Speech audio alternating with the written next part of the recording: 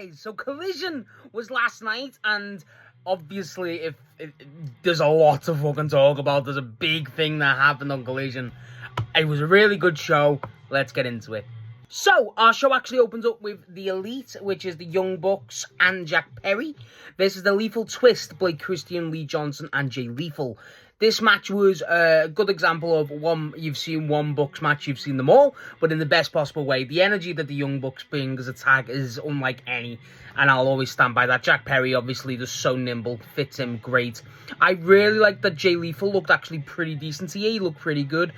Blake Christian, obviously, beating Lee Johnson. You know, Lee Johnson mainly out of the two. Blake Christian didn't have as much to do, but Blake Christian's selling is just insane. But as a match, belt to belt, I really enjoyed it. Obviously, the Bucks are just... There's no other words that haven't been said to describe the Young Bucks. They're just so fluid, and there's nothing like them.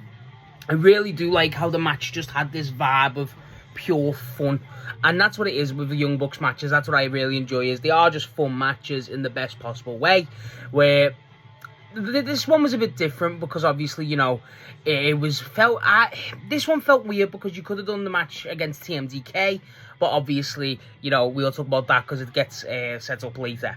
But yeah, this match as a whole, it was nice to see the Lethal Twist back. I do wish we get Blake Christian and Lee Johnson without Jay Lethal. I know we get the odd singles, but I like them as a tag too. I know the trio makes a lot more sense for TV time, but as a tag, I actually kind of like them, so I hope we get more time there. But the Bucks win, obviously, as you expect with Jack Perry. They do a brutal, they have Jack Perry run from the ramp this time to do his, you know, where they force him forward. That was brilliant as always. It's just a fun match. It's one of those Bucks matches where it's hard to kind of describe distinct, but it's a great way to open. The crowd was hot. It was really fucking fun, and honestly, that's what you get from the Young Bucks matches, and that's all I look for. Really enjoyed it. Thought it was a great way to open up a great show. After this, we actually get Mina and Statlander with Harley Cameron backstage, talking about you know, how they've got to face each other later for the survival of the fittest match, and Lexi Nair just says, "Are you two still friends?" And Mina's like, "Well, we are still friends, but what you did with Shida was stupid, basically." And Statlander's like, "Well, that's what I want to hear, is you told me so." And then Mina's like, "Well, you've won the TBS belt before, I've never won it, so you know, I mean, this is my time." And then Harley's like, "Ladies, let's calm down and let's shake." And Harley shakes her tits, and instead she shakes hands, and they're like, "Oh yeah, that's what I meant, haha." Yeah, it's basic backstage. Just cool to see. I mean, there's more. I think there should have been more like driven with that aspect, but so little build with it, so it is what it is. But as an actual promo, it was fine. It's what you expect. It's fun between the three of them, and that's fun. After this, we actually get a small promo with Shida backstage, where Shida gets asked if she's going to be watching the match, and she's like, "Yeah, I'll be watching it, but, you know, at the end of the day, all these women tried to, you know, deny me and tried to, you know, treat me horribly, and then, you know, now I'm going to be showing them best because no one's better than Shida," and starts smacking the stick, and it's like, what? And then she says something to Lexi Nair in Japanese. I mean, I just think Shida's funny. I think Shida's really cool. I wouldn't be against Shida winning the entire thing, but I thought it was really cool. I think just having Shida involved, I think Shida should have been on commentary of some sort, but she just says like she doesn't really care who she's facing, so I mean, she'll care if it's Stat, so that's it really. After this though, we actually do get our Mina and Statlander for qualifier match for the survival of the fittest for the TBS belt. As a match, it was pretty good. Obviously, you expect these two to have good chemistry, you know, very much that archetype. Mina looks pretty good. There's a lot more, they just go straight at it, which I like. What I do like is, Harley's on commentary, and Harley's just making impressions, and people's like, okay, what's going on? But then Stat, what I like what Stat does is, she's still very composed, but she's not as aggressive. It's so weird. It's like, she's still competitive, and she's like, the way they've been able to present this after the Shida stuff has been really good, and I think this match is a good example of it, where she's still aggressive, and she's still, like, you know, got that aggression in her, not a heel way like she was with Shida, where when she was with Shida, it was a bit more of like a rampage sort of deal, but now she's still got that in her, but it's weird to describe. I don't want to say it's muted or watered down because it's not, but it's like there's no other way to describe it. It's so weird, but it's really well worked. Obviously, her and Mina looks great. So the thing is with this match, you could have had either of the women win, and no one would have batted an eye, no one would have had a problem. Obviously, myself included, I would have had no problem with either of them winning it. I do think so Stat wins, which, you know, I'm not surprised. I thought Stat would win. But it's like, with Stat winning, she basically just slams Mina down. And it's like kind of a weird way to win. I don't know what it was. It's like, it doesn't hurt Mina. I don't think it does at all. But it's like, I don't know. I feel like just pairing these two up for that one match, I feel like you could have done that with someone else. I don't know. It just feels like Mina, I think Mina should have been in that. To kind of dismiss Mina of that belt opportunity a bit. And I was like, for me, Mina's been one of the cornerstones of the women's division for a good while now, since she's entered. And for her to not be really in the match for this belt, and I understand, against former world champ like Stat, you know what I mean, it's not a problem that she lost. I'm not going to say that at all. But I just feel like she should be more involved in that discussion for the title belt. I think this loss, ironically, just makes a claim more and more for her to win a belt sooner rather than later. I think the TBS belt is made for Mina, to be honest. I think she'd be absolutely phenomenal with that belt. But I hope this is like a kind of a realization for everyone else, like it was to me. It's like, no, we need Mina with a belt more than we think. Like, I've said for a while Mina should have a belt. But now it feels like that result was like, again, nothing wrong with Mina losing, there's not, but it's also like, I don't think the belt benefits someone. The problem is with this match, with the whole thing, what's going on is, it's clearly just building up with the Shida and Stat stuff, which is fine, no problem at all. But it's like, I just think Mina would have been beneficial from the belt. I don't know. It's hard to describe. The match itself, I really enjoyed. I thought it was really fun. It was really good, like, chemistry between the two. I wish it could have got a bit more time. Any other circumstance, this would have been much better. Not that it wasn't, but it was still pretty good. I just think the result makes me think more about Mina having a belt than I think it should. And honestly, I just want Mina to have a belt sooner rather than later. But as a match, pretty good. After this, though, we actually get a really cool promo, remind me of the Outrunners. This was for Dr. Juice and the Bang Bang Gang doing their veterinarian skit carrying over from last week, calling out the dogs. But they really shoot it like one of the Outrunners old 80s commercials, which I really found funny. And like, I like how all of them are struggling to say the name. I think that's pretty good. What I do like is, obviously, you know, they're going, the dogs, if you want to get neutered, you're going to get sprayed. All that. And then it cuts to this random guy going, doctor, I think you've made something up. He's like, who the hell are you? And then, like, he's got a code on his head. It's like, we've accidentally done surgery on him. And I think it was Austin goes, or Colton goes, right, get Dave ready for surgery. And he's like, my name's not Dave. Like, it's so fucking stupid. But just the idea of Dr. Juice is just something I think is really fucking good. I really like that. I don't know what it is. Obviously, they're really building up with something with the dogs. I wouldn't be surprised if Jay White has something to do with, obviously, the David Finlay stuff, but obviously with Forbidden Door. I wouldn't be surprised with that at all. But I think them building up with the dogs is pretty good. Obviously, it gives the dogs and the Bang Bang Gang something to do post the tag feud, which obviously should end the Forbidden Door. But either way, I think this will be pretty good. But this promo, I love how it's shot. I wonder how much mileage to get out of this. The Bang Bang Gang can get anything out of anything. They can get blood out of a stone. But I think this one, I see a bit of mileage with this until Jay comes back. I do. After this, we actually get the Hate Syndicate in action, which it'll be against Warren Johnson and Zach Mason. Definitely didn't look that up just then. This is just to showcase what you expect. What I liked is Bobby Lashley starts the match and he's like trying to be respectful, and then the guy just fucking forces him away. And it's like Bobby's like starts celebrating, basically going, I'm gonna kick this guy's ass. Then him and Shelton obviously just beat the fuck out of them. I do like how the pair of them, the showcase talent, did obviously make them look a bit better, but also, you know, it had that bit of character. I like when enhancement talent has that. They get the win, what you expect. It's nice to see the Hate Syndicate. Obviously, the crowd love the chant, as they should. It's peak. And then after it, MVP gets the mic and he basically goes, just want to make everyone aware we're back for business. We're not friends with anyone. You know, we're in the business of hate. And if anyone wants to, you know, hire us, we can, you know, be at service. And I do think, obviously, one, that's very telling with Jericho. Obviously, say we're not friends with Jericho, we just helped him out. But also, I do think this would be very interesting if they actually had something with Max.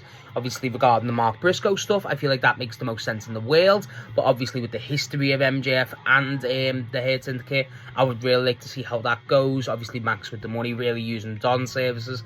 That would work for me. That would be a really good way to use the Hate Syndicate and add a bit of intrigue to what's going on. Obviously, you could have the Bobby Lashley stuff that, you know, kind of goes with you know, the promise of the title, well, the world title shot that should have happened ages ago. Could have been a good little interim little feud. But either way, I just thought this gives you more ideas to do with Hate and Get. They're very inconsistently on TV now, which is a bit of a shame. But I hope this is kind of a shot in the arm that the Hate and the Kit will get to be back appearing more, because they're fucking great. After this, we actually get Skyflight, Top Flight, whatever, the Christopher Daniels, Top Flight, and Scorpio Sky backstage, obviously hyping up because Dante Martin's got a match against Místico, and they go, well, you know, you got this best wrestler in the world, and Dante Martin's like, thank you very much. And then he also goes, but also I just want to make you guys aware, I've got a good long, one of my favourite tag team partners is back, and it shows to be Matt Sydal. Matt Sydal's back with the company. They don't know if they did kind of leave it vague, like if he's going to be in ring or not, but the fact that Matt Sydal's back, pretty cool. I know there's one guy on YouTube who does like I think it's marking out for Matt Sydal. I think it's a podcast. I just think that's really funny, but also really cool that they've got, you know, a podcast dedicated to Matt Sydal. But I bet he is over the moon. But yeah, that is something that I am quite happy to see. I like Matt Sydal. I don't think he's bad, but yeah, pretty cool. Obviously, I like Top Flight. They're pretty good, but Dante Martin as well. Obviously, he's got the match with Místico, but yes, he's very, very good. After this, we actually get our Chris Jericho and Tommaso Ciampa face-to-face segment where Jericho is demanded to be serious. He comes out a bit more serious, and then basically Jericho gets the mic and goes, Ciampa, you demanded serious. Well, if you think, and this was confusing, it was like, he goes, well, you got it. I decided you get it. And it's also like Jericho starts going, ever since I debuted in AEW, I've always wanted to face you, Ciampa. It's like, what? Like, you've been there since day one. What the fuck you on about? And then, like, I think Ciampa's a bit confused by it. I don't know if it was like a mess up in the lines. But Jericho then starts to go, like, who the hell do you think you are? Thinking that you get to demand everything that I've done in the business. How dare you think I can, how dare you think you can demand what version of me you get, because every version of Chris Jericho will kick your ass, as the line. I thought that was a pretty good line. After that, really, Ciampa just goes on saying, Chris, you know why I hate you, all stuff like that. And he goes, well, Chris, what about what about July 8th, I think it was, for the Beach Break episode? And he basically says, then we'll face off. And Jericho's like, yeah, what about then? I think it was Jericho who offered it, actually, because then Ciampa's like, no, well, end of the day, I'm in the business. No, I think it was Jericho who said this, whatever. Point is, they start attacking, now they start brawling. Jericho's split open, split open. Ciampa does a brutal knee, and then Ciampa's grabbing the head. Ciampa beats his ass, going beach break. July gives him the kiss of death, stuff like that. Fine, you know, Ciampa's, the thing is with this, Ciampa sells absolutely great during this little brawl, and Ciampa's just the fucking man. I love Tommaso Ciampa. I think he's been one of the best wrestlers in the entire roster this year, and I feel like this is something that shows how good he is, regardless who he is. He's trying his hardest to make this work, and it's not bad. It's also just like, you know what I mean? Like, you could be doing so much more, and it's understandable. I do think this. I think once this is over, Ciampa's just going to be in a better position. I hope he is, God. I really do. But this, at the minute, it's fine. It's just not, it's inoffensive, to be honest. As long as it wasn't that original promo segment they had, that was awful. But, I mean, as an actual thing with Ciampa, as soon as it's over, more Ciampa's in a better position. And that's what I want. I want Ciampa just away from this feud a bit, just because he's so good. You could get him in anywhere. I just want him to be in a better position, because this feels, I know it's okay, but it just needs, Ciampa's better than this. He should be in a higher position, but it is what it is. After this, we actually get our Dante Martin and Místico match. This was pretty fucking good. Obviously, you know, the pair of them shake hands and stuff. There's a lot of respect there. I like how the fluidity, it just shows how good Dante Martin is. I'm really happy that he's back getting a bit of a match. Obviously, Místico's just phenomenal. I think honestly, it feels like they just did this match to just announce that Místico's got a match on Forbidden Door, which kind of sucks, if I'm honest. I feel like you could have built that a bit more. You could have had a bit more going into it. The match is a tag match with him and Dorada. Obviously, we love Dorada, the Bucks, and I think it's is it Titan? I think it's Titan and Shingo Takagi. But point is, three-way tag, that's pretty cool for Forbidden Door, but I just feel like you could have had this. Personally, I wouldn't have had Místico in a tag match. I wouldn't have. I would have had Místico in a singles, and then if you want to do a tag, you could have done Dorada and Neon. Obviously, it's still Skyflight, get more luchas in there, but I just feel like Skyflight, Sky Team, sorry. I just feel like Místico having this match was pretty good. I always like Místico matches. They're pretty good. And Dante Martin's a great partner to go against. He's just fucking great. He really is. And I love the chemistry of just the aerial because they're both so lightweight. Místico obviously gets the win, which is pretty good. He gets it, oh god, it's like, I forget the move. It wasn't a Mística. It was like the specific move. And it was just fucking great. It really was. And Dante Martin looked genuinely hurt. And like after the match, Místico goes up to shake his hands. He's celebrating. And Christopher Daniels is like, always cool, all respect and that. But then I think Dante Martin was legit hurt or upset. So because Místico goes, okay. So it's like, wait, what? So I don't know. I was a bit confused with that.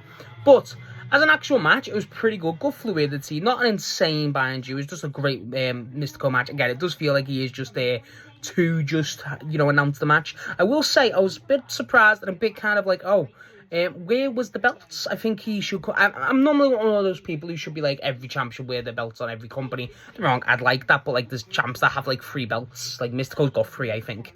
So like, I feel like Místico could have at least wore 1, because I know he's obviously New Japan Tag Champ. But I think he's also now CMLL World Light, or is that still Desperado? I don't know. Point is, I'm sure Místico's got 3 belts. I would like to see him at least wear 1, but that's a minor nitpick. As a match, bell to bell, it's great, and I hope we get to see more Dante Martin on Collision. He is a great guy to have on Collision matches. It's really fucking good. After this, we get Ricochet and the Man backstage, where Ricochet's just calling out Takeshita again for the international belt, saying, Takeshita, you're taking advantage of this whole Don Callis stuff with with MJF. You want to defend, you're scared of me. It's like, how are you scared of you? How's he scared of you? Ricochet beat you before. So, I just building up that match again. It's kind of a bit of a shame that the Gates of Agony are just there now. Like, they were, for me, trios champs, easy, but also get the Gates of Agony at least involved in tag. Just, they're so good. They're so fucking good. Just get them more involved. But yeah, Ricochet going after the international belt, a bit more of a serious Ricochet. I'm all for that. I really do like that, actually. And the match with him and Takeshita is going to fucking bang. But, fine promo. I just wish the Gates of Agony had stuff to do. Give them something to do, I beg. After this, we actually get the dogs backstage, David Finlay and Clark Connors, obviously responding to getting their ass whooped by Cage and Cope on Dynamite, saying, oh, you're back and healthy, so we're going to kick your ass, and it's like, we'll teach you. It's like, and David Finlay, I like this, he goes, what did you think you could teach me? That fucking raggedy ass bag of bones that I call a dad hasn't. It's like, that's pretty cool. I always like how he has that heel antics towards his dad. Obviously, it's basic promo. They just call him out saying, on Forbidden Door, we're going to kick your ass, take those tab belts, because that's what they want. Still no acknowledgement of Gabe being back. I feel like that should have been done, but hey-ho. I think just get this fucking over with and just get the dogs feuding with the Bang Bang Gang, because I feel like that's just the better option for everyone involved. I really do. After this, we actually get Pac, the bastard. He obviously has a showcase match against... his name was Jay Alexander, not Josh Alexander. I wish it was. A little showcase match, obviously. So this follows up, obviously. So they did show a vignette earlier on of, showing up Shota Umino, obviously after beating Andrade for the global belt, which I still need to watch Dominion. I know what happens, but I still need to watch it. I want to watch that match admittedly. I love Andrade and AEW. But I like how that kind of is acknowledged. Moxley and Marina are out. The match is fine. This Jay Alexander guy's fucking huge. Even Moxley, like, fucking hell, this guy's massive. And, he gets dragged out. And what I like is Marina attacks him. And then, Marina attacks him, and then the ref's going to him, and she goes, hey, I was checking if he's okay. Good to go. I was like, I don't know why. I just think that's really charismatic. I thought that was really funny. And Pac gets the win via brutalizer. Pac's shoulders are always fucking huge. I love Pac, but jeez, I always remember just what a wrestler, just the fucking man. I mean, I could go about Pac for hours. I think he's so good. I've made video on Pac. What a wrestler. But yeah, obviously he does get the, win. He doesn't say anything after the bell, but they just use this match again, similar to the Místico one, to kind of announce that the match is on. The match is happening with him and Unimo, which is pretty cool. Honestly, I'm just happy that Pac's on the fucking pay-per-view. That feels really good. And a singles match too. That's incredible. And I'm looking forward to that match. But Pac being there, that's very good. And just having a showcase is pretty good. But that Jay Alexander, he's pretty fucking... Not really much to say he's great or anything, but he's fucking massive. I really like it. He's really massive. But yeah, Pac, What a fucking wrestler. What a wrestler. After this, we actually get Thunder Rosa backstage.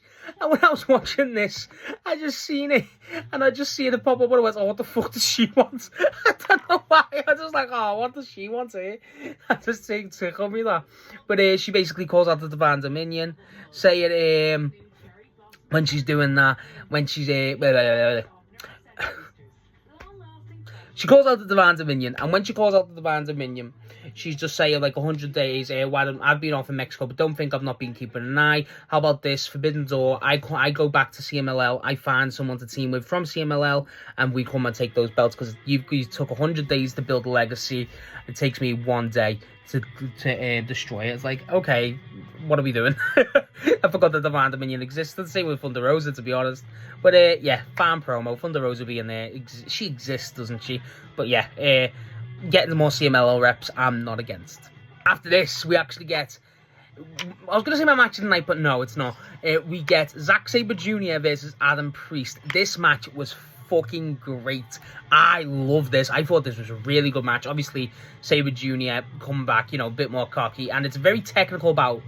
But I like how Sabre Jr. is cocky, obviously. You expect that from him, is the arrogance.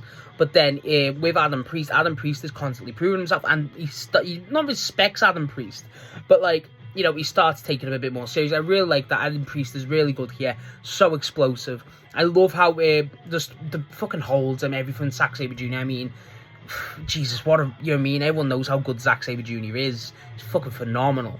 And I think in this match, it really shows how good Adam Priest is too. Obviously, against Zack Sabre Jr., he's going to make fucking a broom look good, you know what I mean? But I love this. I really thought this was a good match. I think the vibe was really good. I like how the pair of them actually have these, like, this back and forth, but the explosiveness of Adam Priest is really on show. I think how Sabre Jr. obviously takes care of it, and, like, the more and more it, like, goes up and up, Sabre Jr. gets more and more control. That's what I like, is, like, it's very much, the story of the match is kind of like a Shibata match, admittedly, where Shibata's like, fucking prove it to me, and then the guy's like always, up and down, explosive, trying to get into him. So Shibata ups the level, and here that's what Zack Sabre Jr. does. He ups the level, and then when they're out the level, it's kind of like, just, okay, you're fucking done. And I just like that. I like that. I really do. I thought even the crowd chanting USA, and then he points to the Union Jack on his trunks. Obviously, that's pretty funny. Just everything about Zack Sabre Jr. I feel like this is one of the best examples of a New Japan talent coming over and getting a match to showcase them. Bear in mind, I don't know who the hell, a lot of people, I know there's a lot of new AEW viewers, but also, like, I think a lot of them should know who Zack Sabre Jr. is by now, so I think this was a great example of that.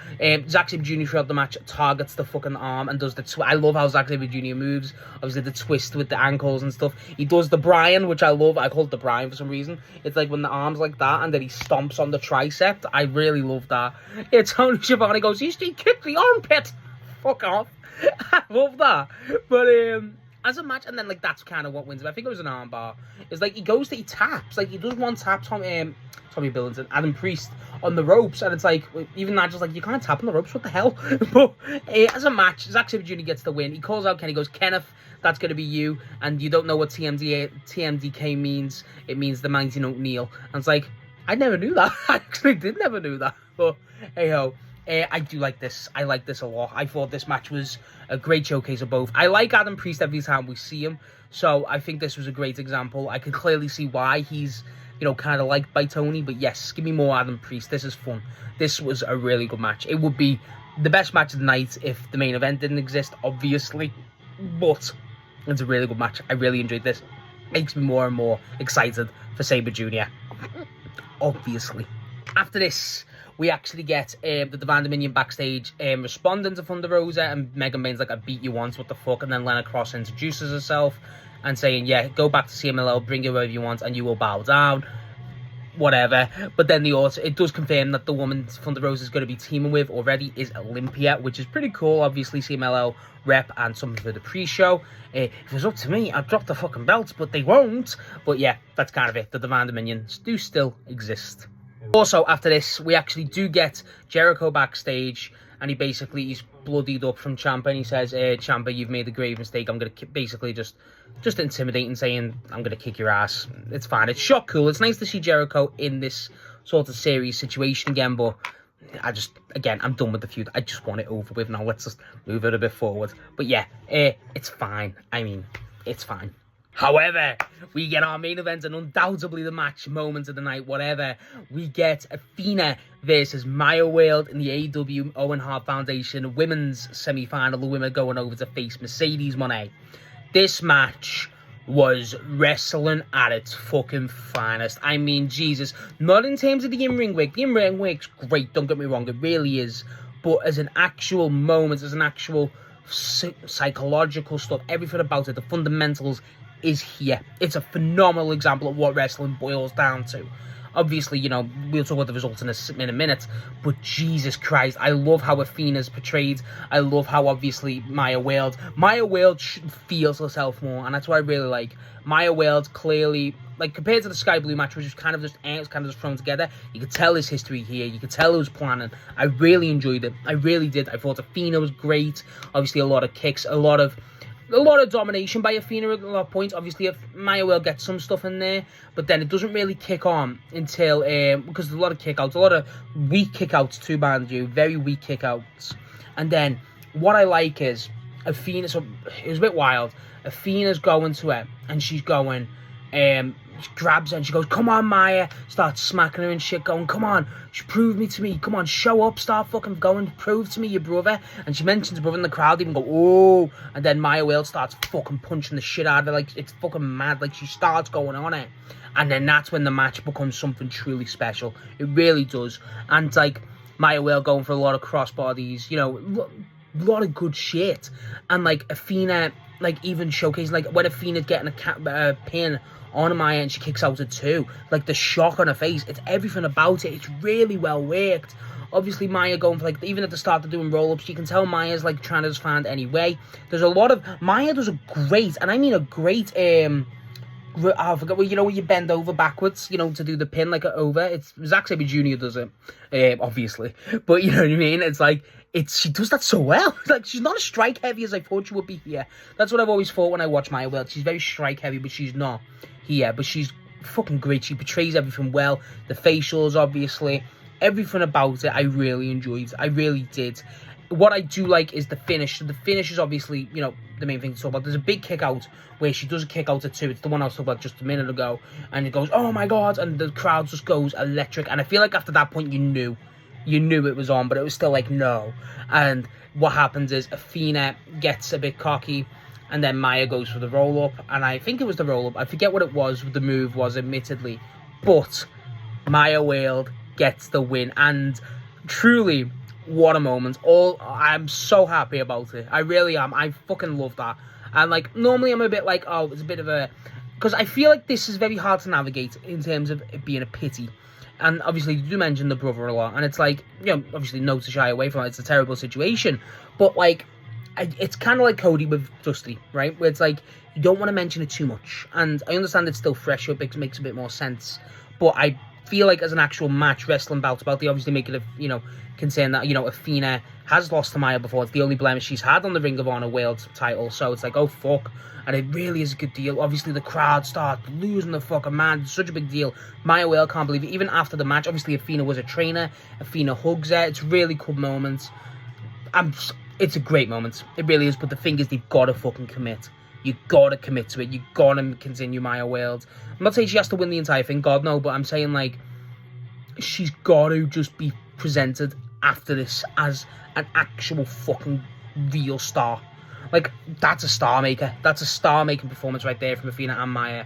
And after the match, Mercedes comes out, hugs her, and she goes, like, you know, me and you gonna face for the Owen Hart belt. And you can tell it's a really big moment for Maya. It's a really cool moment, really emotional. Athena and Mercedes both standing there. Obviously, you know, big elephant in the fucking room. It's 3 black women, 2 of the biggest black women's wrestlers ever. You know, really giving Maya World that praise. Obviously, Maya World, a black woman herself. And then Athena attacks her. And just that moment, it's like when Athena attacks her, Mercedes, you know, is laughing, and Mercedes hits the statement maker on her. It shows, obviously, Mercedes isn't going to be so nice, obviously, what you expect. But, like, real world shit, out of kayfabe, it's a great moment. It really is. And I really love how they decided. I didn't expect them to. I didn't. I think as soon as they done the thing with Athena saying "do it for your brother" type of deal, you knew it was on. But Jesus, it's a really good moment. It really is. I'll make a separate video on Maya Will because I think it deserves it. It's fucking really special. But just know, I thought this was absolutely excellent. I love this. I love this. It's easily matched tonight. It's a special moment. It's one that's going to not be forgotten for a while. This is wrestling boiled down. It's fucking phenomenal. So yeah, that was Collision. A fucking great show. Great show. What else do I need to say? Obviously, you know, the Maya Wade stuff is the big takeaway. And again, as it should be, it's phenomenal. But even in there, you got the Bucks match was great. Jack Perry, obviously calling out Zack Sabre Jr. for a match. Did I even talk about that? I don't even know what to talk about. Sorry if I didn't say Jack. Yeah, he calls out Zack Sabre Jr. for a match. Obviously, Shotio, you know, a bit more stuff announced for Forbidden Door. I like that. Obviously, you know, it's just a good card. It feels like a solid ass Collision. It feels like a great way to back up Dynamite. I do think the one thing I didn't like is like I just feel like having matches to confirm matches around Forbidden Door. Not against that, obviously, but like I want the matches to mean a bit more. But again, Pat getting a showcase, I'm never gonna complain about that. So either way, this I liked. I thought there should have been a bit more follow up with the Briscoe and MJF stuff, but there wasn't. I'm not bothered. This show was great. That Maya Wade stuff, fucking phenomenal. I really can't get over that. But really good show. Zack Sabre Jr. obviously they announced good stuff for Dynamite. The Bucks will be facing the two tag partners from DMTK, and obviously Jack Perry will be facing Zack Sabre Jr. Just Takeshita and Ricochet get that match on Dynamite, which is pretty cool. A lot of stuff announced. I like this a lot. This was a great Collision. Really enjoyed it. So yeah, that's my thoughts on AEW Collision this week. Let me know your thoughts of the show. What did you think of Maya Wade? That's the main thing we need to talk about. What did you think of the Maya Wade win? Because I thought it was absolutely excellent. I'm so happy for it. Fucking go for it.